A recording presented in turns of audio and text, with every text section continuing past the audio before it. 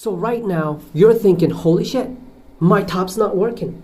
The top won't go up or down. What do? I knew about the hoses and cylinders when they leaking on my Jaguar, but could it finally be happening to me? The dreaded green shower? Then I see it. The first drops of oil leaking on my J-gate. Now what? I could go to a dealership for a quote, but that's a trap, and it could be expensive too. Here's a better idea. Call Marvin, the Jaguar top guy. He travels all over the country and can fix my car in my driveway. My first thoughts were, no way! A traveling Jaguar convertible top mechanic?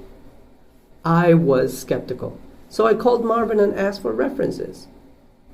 What can I say? The guy got great reviews.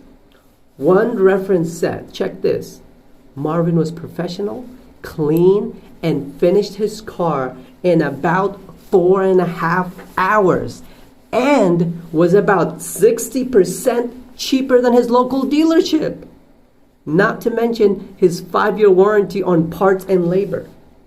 One thing I do know for me, in my Jag, I want the best.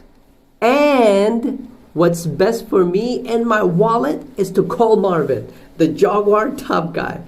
Links to his information are listed below. Check him out.